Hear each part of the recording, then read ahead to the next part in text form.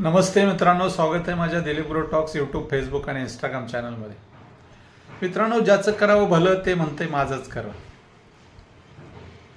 याचा अर्थ काय होतो तुम्हाला तर लक्षात आला असेल की आपण जर एखाद्या जवळच्या मित्राला, नातेवाईकाला किंवा समाजामध्ये आपल्याला जो मान सन्मान देतो, किंमत देतो, त्याला जर आपण एखादी गोष्ट सांगितली किंवा सांगायचा प्रयत्न केला की बाबा हे असं कर, तसं कर, हे अमकं कर, फलानं कर, तर तो मित्र किंवा तो नातेवाईक किंवा तो समाजातला व्यक्ती जरी सांगितलं तरी तो तुमच्यावर कदाचित विश्वास ठेवेल ही बिलकुल शक्यता नाही. भले त्याच्या फायद्याचा असो, भले त्याच्या आर्थिक स्तर उंचवण्याचा असो किंवा त्याचा मान सन्मान वाढवण्यासाठीचा असो, तो काय करेल, तो तुमचं ऐकून घेईल का नाही माहीत नाही, परंतु तो स्वतःच खरं करेल. तुम्हाला असं वाटतं, कारण कसं आहे, तुम्ही समाजामध्ये राहता. समाज हा कोणाचा बनतो? सर्व समाजामध्ये जे घटक आहेत, मग ते गरीब असो, श्रीमंत असो, आर्थिकदृष्ट्या कमकुवत असो, मान असो, सन्मान असो, गरीब असो, श्रीमंत असो, त्या लोकांना आपण एकत्र बांधतो आणि एकत्र राहतो, एकत्र वर्तणूक करतो, एकमेकांच्या सुखदुःखात साथ देतो. आणि अशा प्रसंगी जर त्याला आपल्याला वाटले की बाबा ह्याला चार गोष्टी आपण समजावून सांगाव्यात, त्याच्यामध्ये शिक्षण नसेल, दरिद्री असेल, त्याला अज्ञानातून बाहेर काढायचं असेल, तर त्याच्या दृष्टीनं आपण काय विचार केला की बोला ह्याला एखादी शासकीय योजना मिळवून देऊ, याला एखादी त्याला आर्थिक स्तर उंचावण्यासाठी काय आपण सांगूया. परंतु तो कधीही ऐकून घेणार नाही मित्रांनो. तो काय करेल, स्वतःच खरं करेल.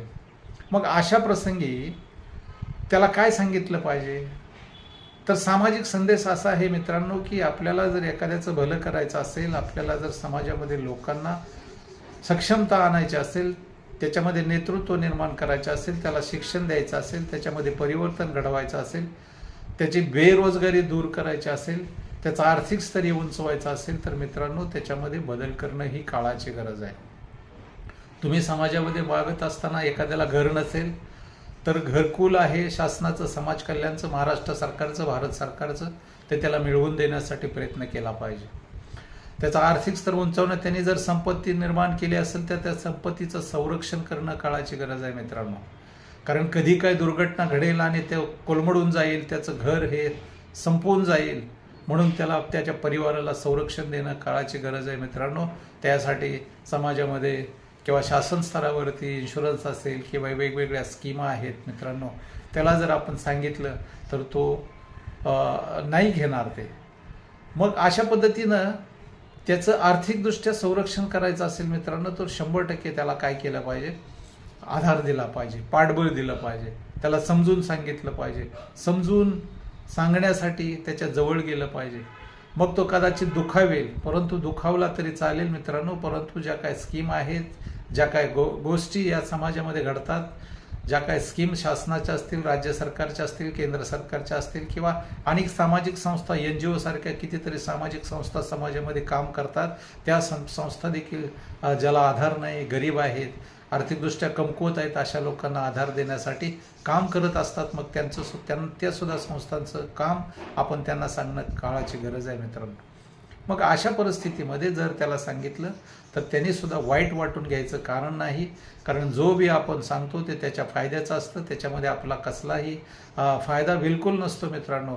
म्हणून ज्या ज्या गोष्टी आपण त्याला सांगू किंवा आपण त्यांनी सुद्धा या गोष्टी ऐकून घेऊन त्याच्यामध्ये बदल करणं, परिवर्तन करणं हे त्याचं सुद्धा काम आहे मित्रांनो.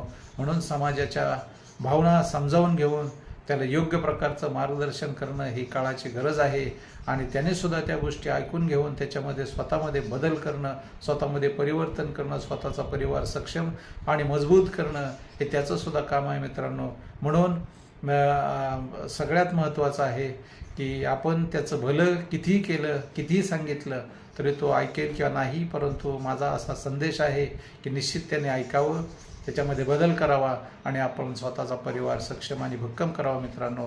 आजचा हा भाग कसा वाटला, आपण माझ्या दिलीप ब्रो टॉक्स चॅनलला सबस्क्राईब करा, व्हिडिओला लाईक करा, शेअर करा मित्रांनो. धन्यवाद.